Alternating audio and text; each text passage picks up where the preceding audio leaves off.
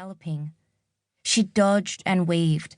Then her feet went out from under her, and her lungs filled with a gut-wrenching stench, damp and rancid, with an underlying stink of mouldering sludge.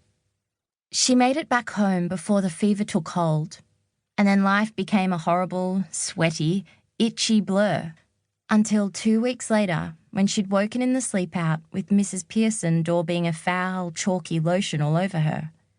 Turned out she'd caught the pox, the wretched chicken pox, though how she'd managed that, she'd no idea. The chickens had gone long ago into the blank hole of nothingness, along with Dar and everything else. Mrs. Pearson blamed the fever and said some things were best forgotten. She dragged her pinafore over her head, scooped up her nightgown and tucked it under her arm. If she was careful, she could sneak through the back door, drop it outside the scullery, and disappear before she suffered another of Cook's rants. She ducked underneath the wisteria cave, glanced through the yellowing leaves to the mill pond, balled up her nightgown, lobbed it at the scullery door and took off. "Mellie, what are you doing out there? Come inside." "I'm on my way to do my schoolwork, Mrs. Pearson." She crossed her fingers against the lie. "In that case, show me how you're getting on." "I'm going to practice in the copybook."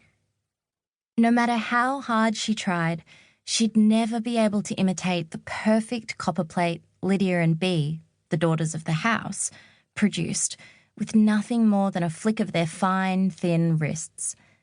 And the chicken pox was no excuse. Mrs. Pearson said she had to do her schoolwork now the fever had gone, because she was so far behind. "Follow me." Mrs. Pearson led the way into the cool darkness of Dr. Pearson's study, the room where he talked to people who were sick, where he doled out foul-looking tonics from a squeaky cupboard crammed into the corner by the front door. Now she'd got over the towering piles of leather-bound books, the ghostly faded pictures, and the strange mixture of smells, carbolic, ink, dust, eucalyptus, and pipe tobacco. She quite liked the room, especially the books. Not that she'd discovered one she could read. She liked to rub her fingers over the soft leather covers and the bumpy gold letters. Lydia said they weren't fit for young girls, so Mellie had sneaked a peek when no one was looking.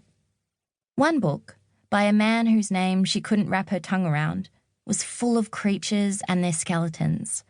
Worse still was another, packed with drawings of people's insides, of bits she didn't dare think about.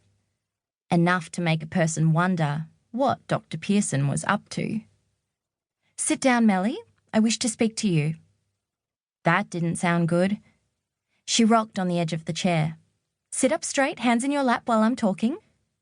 She shifted back, trying to escape Mrs. Pearson's poking, prodding stare, the spindles of the chair grating against her back.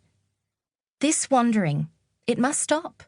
I realise it's difficult for you, forced to remain inside the house, but you've been sick, quite sick, and we don't want you to infect anyone else." Her finger reached for the last remaining sore on her forehead, the only one that hadn't scabbed over. Mrs. Pearson promised that once the nasty, crusty craters fell off, she wouldn't be a danger to anyone else. She picked at it. Maybe if she pulled it off. "Don't pick.